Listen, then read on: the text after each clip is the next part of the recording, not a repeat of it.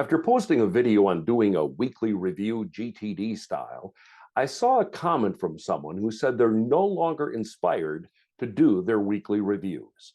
I'm Dave Edwards. Today we're going to take a fresh look at doing the weekly review. The weekly review is a fundamental practice within the Getting Things Done GTD methodology, as introduced by David Allen.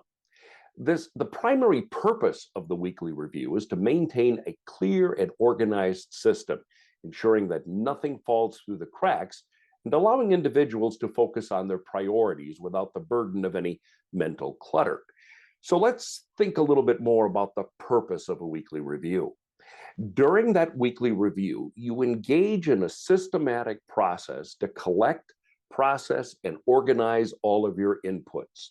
This includes gathering loose papers, notes, business cards, other items that you collected throughout the week and now reside in your inbox.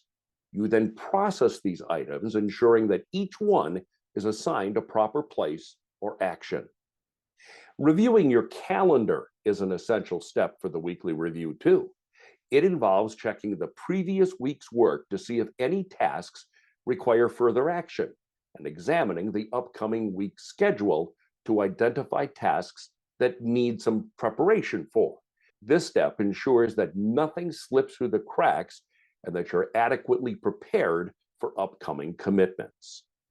The review of your project list is crucial for tracking progress and ensuring that every project has at least one active action item. That will help you maintain a current and complete system, allowing you to trust your organizational structure. Checking your next actions list is another vital aspect of the weekly review. You confirm that every action has an appropriate context assigned and completed actions are checked off. This step ensures that you're well prepared with actionable items for the week ahead. Delegated actions are tracked through a waiting for list, preventing anything from slipping through the cracks when relying on others to complete their work.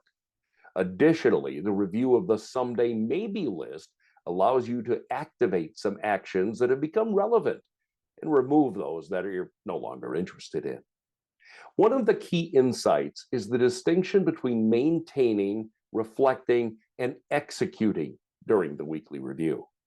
While maintaining involves cleaning up and ensuring everything is in order, reflecting involves stepping back and evaluating whether you are working on the right priorities. Executing is about taking action on what needs to be done. The review extends beyond the tactical aspects of maintaining lists and calendars, reflecting how time was spent the previous week and anticipating how to avoid distractions in the coming week adds a strategic layer to the process. The importance of reflecting on the value and risk of every task is highlighted, encouraging a thoughtful evaluation of your priorities. This approach ensures that your efforts align with your goals and that you're focusing on tasks that really matter to you. The weekly review is not just about maintaining control over your calendar and action lists, but also reflecting on the bigger picture.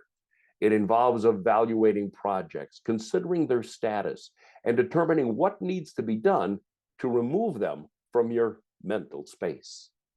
To find inspiration for your weekly review, make it a consistent and valuable part of your routine. Consider the following tips. Understand the benefits. Remind yourself of the benefits of doing a weekly review, clearing your mind, ensuring nothing falls through the cracks, and allowing you to focus on your priorities. Recognizing these advantages can motivate you to commit to the process. Number two, set clear goals. Define specific goals you want to achieve during the weekly review, whether it's maintaining a clutter-free workspace, staying on top of deadlines, or enhancing overall productivity. Having clear objectives can provide a sense of purpose.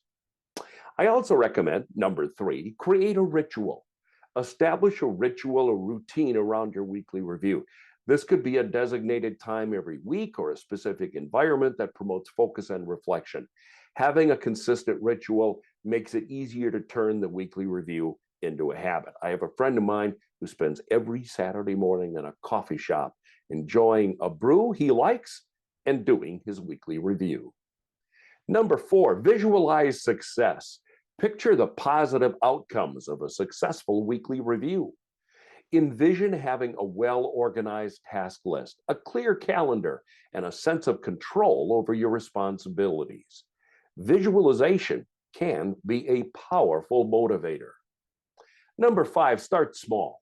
If the idea of a comprehensive weekly review feels a little bit overwhelming, start small. Begin with a simplified version, focusing on key elements like processing your inbox and reviewing your calendar. As you become more comfortable, you can gradually expand the scope. Number 6, reward yourself. Consider implementing a reward system. Treat yourself to something enjoyable after completing your weekly review. That could be a break, a favorite snack, or some kind of small reward that reinforces the positive feelings associated with the task. Number 7, connect with goals. Align your weekly review with your broader goals. Reflect on how this practice contributes to your personal and professional objectives. Connecting it to your aspirations can make it feel more purposeful and fulfilling. Number 8, use the appropriate tools and apps. Leverage productivity tools and applications that streamline the review process. Having dedicated tools can make the task more efficient and enjoyable. Experiment with different tools until you find those that work for you. Number 9, make it enjoyable. Find ways to make the weekly review enjoyable. Play your favorite music in the background. Choose a comfortable workspace or incorporate elements that make the process less of a chore. Enjoying the experience can turn it into a positive part of your routine. And finally, number 10, think about an accountability partner. Share your commitment in doing a weekly review with a friend, a colleague, or a family member. Having someone to discuss your progress with can provide accountability and encouragement.